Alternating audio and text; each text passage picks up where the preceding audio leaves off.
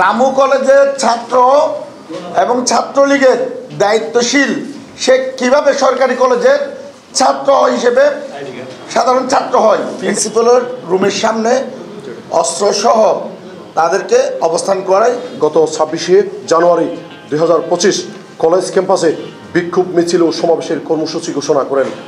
সেদিন ছাত্রদলের নেতৃবৃন্দ কলেজ ক্যাম্পাসে শান্তিপূর্ণভাবে কর্মসূচি পালনের জন্য গেলে ফ্যাসিস্ট সরকারের আমলে নিয়োগকৃত অধ্যক্ষ সুলাইমান পূর্ব পরিকল্পিতভাবে শত শত অছাত্র নিষিদ্ধ ঘোষিত ছাত্র সংগঠনের বিভিন্ন নেতা কর্মীদের কলেজের ভুয়া আইডি কার্ড তৈরি করে দিয়ে কলেজের অধ্যক্ষের কার্যালয়ের সামনে জড়ো করে রাখেন এবং ছাত্রদলের শান্তিপূর্ণ কর্মসূচি বানচালের ব্যর্থ চেষ্টা করেন। এরপরে অধ্যক্ষের ভাড়াটে সন্ত্রাসীরা কলেজের ক্যাম্পাসকে অশান্তপূর্ণ করে ভীতিশীল পরিবেশ তৈরির চেষ্টা করেন, যা সামাজিক যোগাযোগ মাধ্যমে ব্যাপকভাবে প্রচারিত হয়। উক্ত কর্মসূচিকে বানচাল করার জন্য অধ্যক্ষ সুলাইমান বহিরাগত ভাড়াটে নিষিদ্ধ ঘোষিত সংগঠনের নেতাদের ভুয়া আইডি কার্ড প্রদান করে যে ভীতিকর পরিস্থিতি সৃষ্টি করেছেন, তার জন্য তিনি উক্ত পদে থাকার নৈতিকতা হারিয়েছেন। এজন্য বাংলাদেশ জাতীয়তাবাদী ছাত্রদল কক্সবাজার সরকারি কলেজের বর্তমান ও সাবেক নেতৃবৃন্দ তার পদত্যাগ দাবি করছি। পদত্যাগের মাধ্যমে কলেজের পড়াশোনা সুষ্ঠু পরিবেশ নিশ্চিত করার দাবি জানাচ্ছি।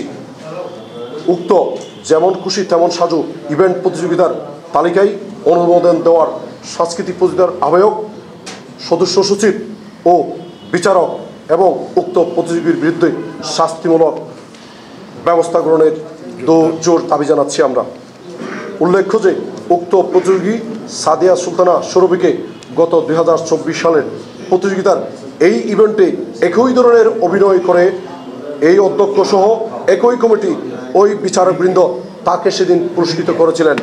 তাই সুনির্দিষ্ট অভিযোগে অধ্যক্ষ সুলাইমানের পদত্যাগ, উপরোক্ত কমিটি এবং অভিনয়কৃত ছাত্রীর বিরুদ্ধে প্রশাসনিক শাস্তিমূলক ব্যবস্থা গ্রহণে বাংলাদেশ জাতীয়তাবাদী ছাত্রদলের পক্ষে কক্সবাজার সরকারি কলেজ ছাত্রদলের সাবেক ও বর্তমান নেতৃবৃন্দ জোর দাবি জানাচ্ছি।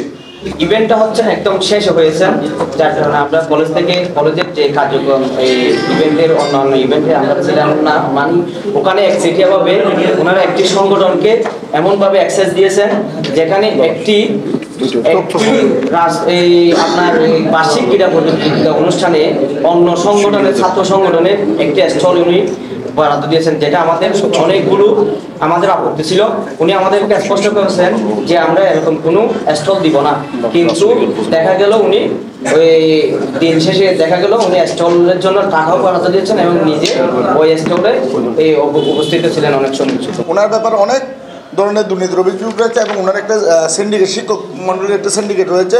দেখেন হেলাল সাহেবের মামাতো ভাই, এবং উনি 24-এর নির্বাচনের সময় আপনারা দেখেন নির্বাচন পরবর্তী আপনার অবৈধ নির্বাচনের অবৈধ এমপি কমলের সাথে দেখা করে, সাবেক হুইপ দেখা করে উনি বর্ণনা দিচ্ছেন যে আমি এই কেন্দ্রে আমার এই টিচার এত ভোট আপনাকে ছিনতাই করে দিয়েছে, ডাকাতি করে দিয়েছে, উনি এইগুলো বর্ণনা দিচ্ছেন। নৈতিকতা বিসর্জন দিয়ে সরকারি কলেজের সুলাইমান স্যার অধ্যক্ষ কীভাবে এই ধরনের জঘন্য কাজ করতে পারে?